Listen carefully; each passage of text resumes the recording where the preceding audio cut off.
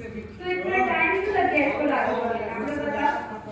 तो हमारे जब हमारा भी भारत अभी गुलाम था, तो उससे पहले भी जो हमारे देश के जो स्वतंत्रता सेनानी थे उन्होंने 26 जनवरी के ही दिन 1930 में झंडा फहराया था और अपने आप को अंग्रेजों से आजाद बताया था। यही रीजन है कि उस दिन को बरकरार रखने के लिए उसने हमारे जो संविधान समिति के विशेष सदस्य उन्होंने निर्णय लिया कि 26 जनवरी को लागू होगा। ठीक है, तो 26 जनवरी आप लोग जानते हो कि संविधान लागू हुआ है। बड़ा मजा तो संविधान है क्या? संविधान कोई सरकार नहीं, संविधान कोई इंसान नहीं है, वो एक बुक है। ठीक है, एक बुक है, उसमें लिखा गया है हमारे अधिकार की बातें, हमारे कर्तव्य की बातें, और ये बहुत सारी चीजें लिखी गई है जो देश को चलाने के लिए चाहिए।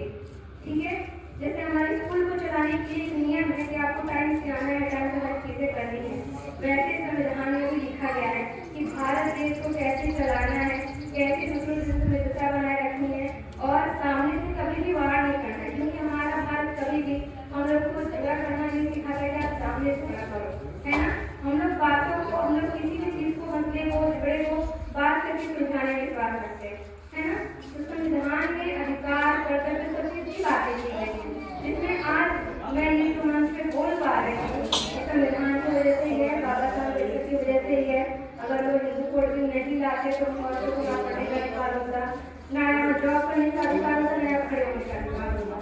तो आप लोग 14 अप्रैल को मनाते हो, उनको याद करते हो, बट एक दो दिन के लिए सिर्फ आप लोग के दिल में देशभक्ति होना ये कोई हिंदुस्तानी का वो नहीं है। आपको हर दिन अपने दिल में देशभक्ति रखना चाहिए, है ना। कहीं कुछ गलत बना तो उसका विरोध करना चाहिए, कोई मुसीबत में है तो उसको बचाना चाहिए, कहीं कुछ भी गलत हो रहा है तो आवाज उठाना चाहिए। ये हमारा अधिकार है, ये हमारा कर्तव्य है, इसके लिए हमें कोई रोक नहीं सकता है। समझना है, संविधान में सारी बातें लिखी गई है, तो आप लोग को संविधान पढ़ना चाहिए। संविधान है क्या, उसमें क्या लिखा गया है और हमारा क्या अधिकार है, क्योंकि बिना अधिकार के आप कोई भी सवाल खड़ा नहीं कर सकते हो।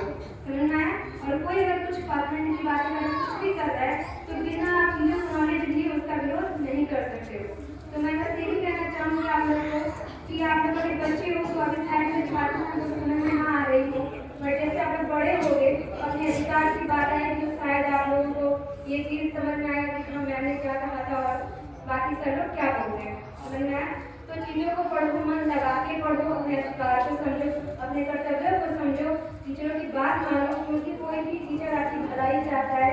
समझ में आया, कोई भी टीचर आपको मान रहे कुछ भी कर रहे हैं, कुछ भी बोल रहे हैं, फिर आपकी भलाई के लिए, क्योंकि टीचर चाहता है कि उसका बच्चा अच्छा नागरिक बने, एक अच्छा इंसान बने और भारत का नाम रोशन करे। समझ में आया, इसी बात से मैं अपनी बात वाणी को विराम देती हूँ। धन्यवाद। जय हिंद, जय भारत।